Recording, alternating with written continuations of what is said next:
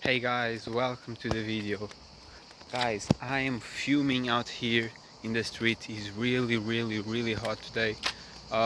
They say it will be 40 uh, gra 40 graus. I don't know how to say in English. Um, yeah, it's really hot in here. I'm just seeing some people again from the seeing the Pope visiting. But yeah, just wanted to say that we did an amazing workout, which I forgot to start uploading, which I could. But I have a bunch of videos that are really entertaining because I start uh, talking with the chat, people on live, asking me questions about Christianity and everything. Really funny, man, really good. But I came with a question in my mind, to be honest.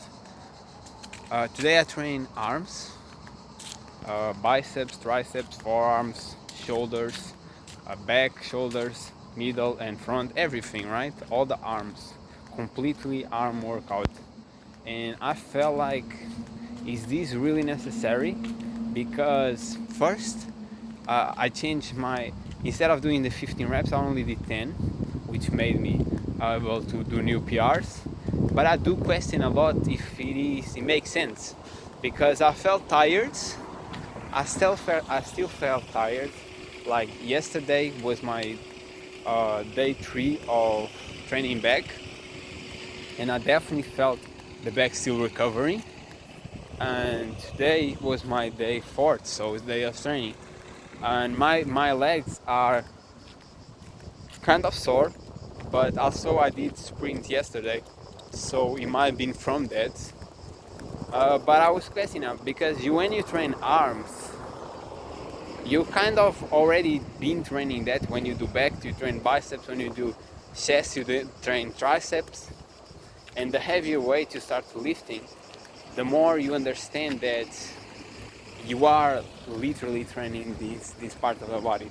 So I didn't felt a lot of force today, and I kind of question because if it was because uh, I just trained back 4 days ago. So the biceps definitely are worked, and the shoulders, the back part is work. I did the shoulder raises, which I did achieve many PRs, to be honest. I did a lot of, I was lifting like 20 pounds, no, 44 pounds in each dumbbell, which is 20 kilos. And yeah, that was amazing. But I kind of question, like, should I just train back, chest, and legs? Because Mike Milzer, he does recommend that. He does say that is kind of for some people it does not make sense to train arms, and I do think it's like for most people, because you are training that parts, that little parts by doing big movements in the back and chest. And I don't know if it makes sense or if you just waste of time and will grow it anyway. It's really hot today. I'm not going to do the full voyage, but something that I'm feeling is I do feel the entertaining. I feel like I'm uploading more and more, doing more and more content, and I'm seeing more interaction. So I see it as blessings, but at the same time, I don't know. I don't want to get too extreme excited instead, and continue the journey. But yeah, what I want to talk is about my semen retention journey. Is get like before, when I lift weights and work out really hard, I did feel like that energy flew away, and I felt so tired that I was cool, you know. I felt so tired that I didn't have like urges, or it wasn't bothering me. But now, regardless of me being training or not, I feel like always a discomfort. And again, previous to this journey, I did the 92 days, but was with different stimuli, was with previous addictions that I hadn't dealt with totally, you know? So now is the first time I'm literally addicted free, totally addicted free and doing this. So it's normal that it's harder. And yeah, I'm just continue. I've seen like a lot of I've seen the benefits this time. It's not like last time was I was just feeling that pain and feeling that frustration. And I remember that at the time I thought it was so heavy, it was so uncomfortable. And now I feel the same pain, exactly the same. It's like it's not that bad. And it shows that I got harder skin. I used to be really soft. I used to think that I had a lot of discipline, and I used to think that I have like my game up, and now I realize I didn't. I used to be bickering in my mind 93 days, questioning why I ain't successful yet, why I ain't like people who I admire and want to follow the same lifestyle, right? Being an influencer, streamer, and all that. And now I understand that I used to be kind of soft, to be honest. Not soft as of average people. Average people are way worse, you know, because they cannot stand doing semen retention. They cannot stand not having addictions. But I had addictions and I was going off because I hadn't all the things on point. And now that I'm on this journey, totally sober, no addiction, nothing, zero. Sometimes I eat dairy, sometimes I eat processed sugars, but it's not a consumption abuse where you just cannot stop.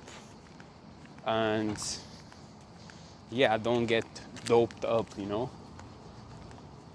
So I overcame all my addictions. I'm doing this totally sober, and it's really hard because every day you are suffering, every day you feel the discomfort, but at the same time now you see that because of that you feel a deep need to create, you feel a deep need to do something and not just be, even when you are tired, it's just, yeah, I'm tired, but I have to upload a video of reaction and do a streaming with it. I have to upload a video of self-improvement like I'm doing right now. And now I forgot because, and I have to upload a video of me reading the Bible and preaching about the teachings from Christ and God in the Bible, right? So yeah, basically I keep doing the work, and I see more and more like these interactions I had interactions before on Twitch, chatting with people, but this time is good talks, like good debates where either people questioning things, interesting things like Christianity, morals, how you should behave, or people are like the opposite, woke, feminists, and LGBT, and we debate a lot, you know. It's fun, it's a good conversation. While previous was more about a lot of gay guys just thirsting and saying like, I look very good, some gay stuff. And I just hate it. I don't want to say this in an offensive way, but it was very cringe. and I did not enjoy it at all. And fortunately, now we are doing content where I am enjoying talking with these people because it's my niche. It's a niche that I do enjoy. Christianity, breaking the matrix, self-improvement, becoming your best self, becoming muscular. I do enjoy it, you know? So, similar attention, like some things that I enjoy. And prior to that was nothing. Was people just thirsting, being simps. So it's fun. It's really hard every day. I'm gonna be honest. Every day I wake up, and I'm like, every day I wake up and I feel the suffering. I feel this pain in my lower parts, where you just feel a deep discomfort, to be honest. And it's like, you know, that you get to, at this point, you get to understand that it's not going away.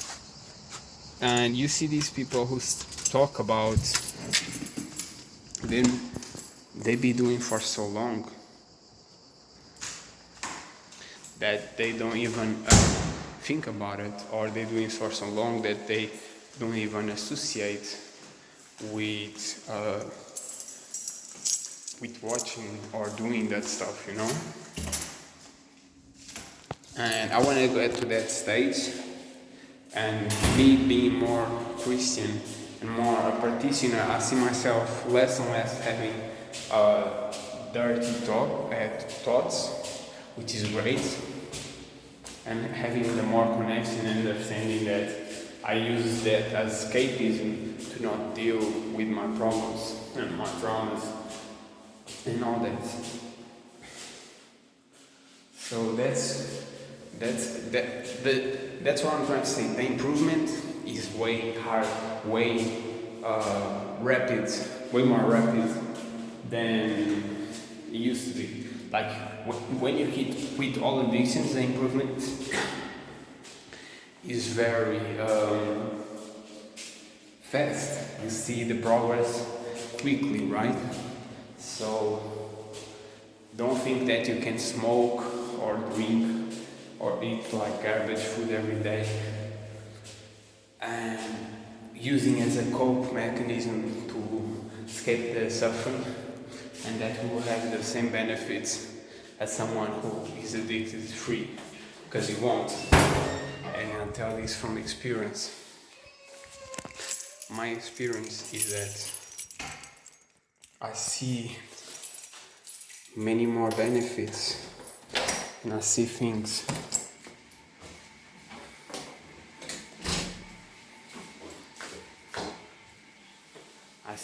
in a way clearer way than before. I did 93 days, and I feel like the benefits is being way more rapid now than in my past. You understand? It's really hot. I have to. Yeah, I'll do this later. That's what I wanted to say, guys. Being addicted free, the development will be way faster than it was before, to be honest. It makes all the sense, because the more you suffer, the more you deal with the suffering instead of running away from it, the more you grow, and the more your body and your mind will put the challenges on you, like your past traumas, your fears, everything that needs to be worked out for you to grow. It gives more challenges. Some days it's even harder, you know. But that's why it's so important to be close to God and understand that you cannot, you have to be celibate until marriage for higher reasons, for getting close to God, for going to heaven after your death, obeying Jesus, following the good path. And once you start doing for religious reasons, once you take it serious and understand that you might, and it's very probable to be punished after your death if you keep going on this route,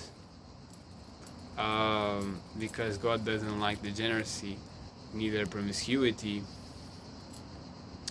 then you understand that you have to stop, because you are sinning a very dirt and wrong sin, a very promiscuous sin.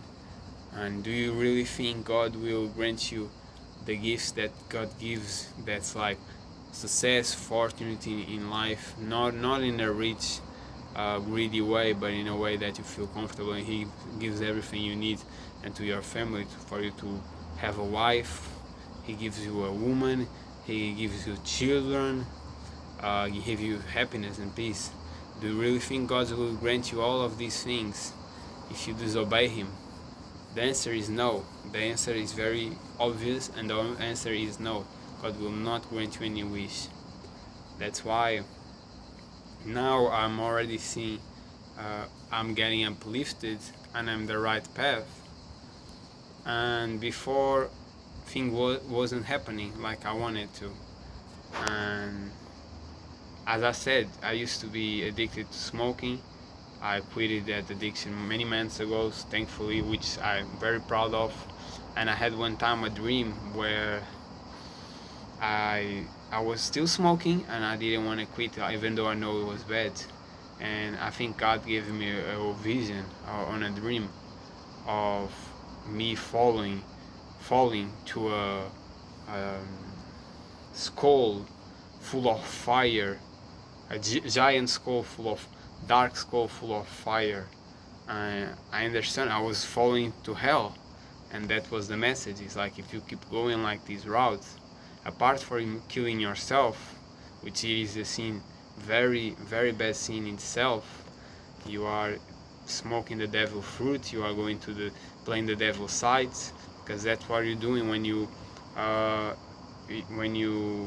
are addicted to a substance. In the Bible it said you should not be addicted to any substance, and that's be drugs, that's be alcohol, that's be tobacco, coffee, food, fast food, processed sugars, everything, guys. Everything that you can get addicted on and you use as escapism, you are addicted to.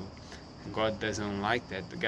God doesn't want that, because He He's all knowing. He knows that that's is something that's literally making you down, making you not progress in life, making you be depressed, and not your optimal way.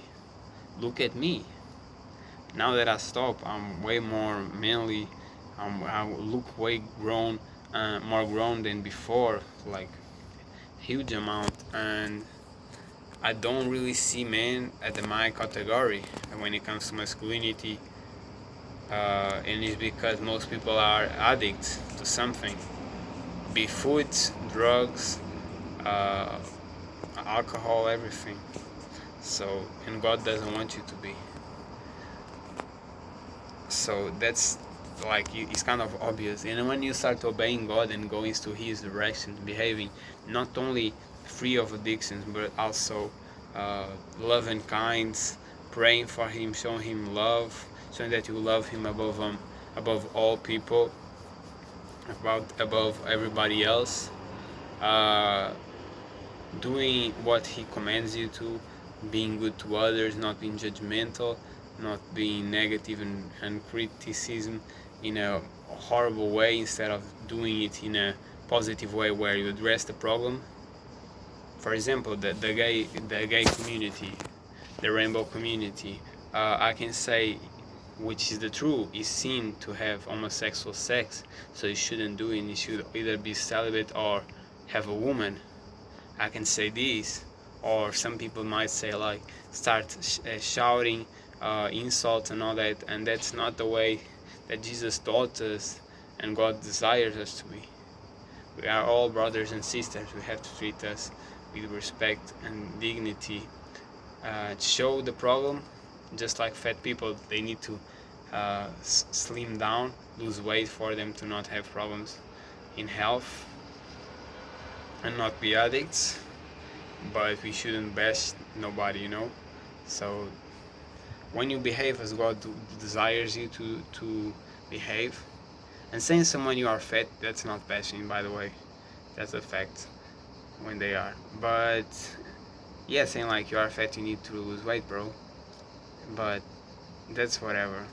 What I'm trying to say is, if you don't do the promiscuity, you don't do the drugs, you ain't a bad person, you ain't evil, you don't do bad things, and you do the goods, you will be rewarded from that. And the opposite will happen. If you do bad things, you are promiscuous, you are degenerative, you are a drug abuser, any type of even foods. When I say drugs, anything that can be addicted to, you'll be punished for that. There will be punishment for that. So you have to understand that, be aware that God is very simple, and He explains very clearly what He wants from us and what He wants that we don't do and do. So I will recommend just read the Bible. The New Testament is the best way for you to comprehend in a rapid way, but the first is a good testament to globally understand, and is a good base to understand the second two. But yeah, read the Bible, watch my videos on Christianity, because I will go very deep into the subjects, and I'll let you grow from it. And it's really hot, guys. I think we showed the message today. I hope you all grow. I hope you all try to improve yourselves, get close to God, because that's the route. We live in a world where the demons and Satan is very strong, unfortunately. All the society, so many atheists and LGBT and feminists and woke people and all this degeneracy and crazy stuff. But if you get close to God, if you are with God, He will protect you and support you, and that's what matters. Instead of being afraid, trust in God. He is way powerful than the devil, and He always will be. So He's the one you have to follow, and everything is going to be okay, and you'll improve. See you.